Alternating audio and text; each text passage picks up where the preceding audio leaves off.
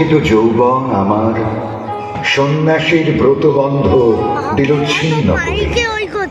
পৌরুষের সে অধৈর্য তাহারে গৌরব মানি আনি। আমি তো আচার ভীরু নারী নহি, শাস্ত্র বাক্যে বাঁধা। এসো সখী, দুঃসাহসী প্রেম বহন করুক আমাদের অজানার পথে।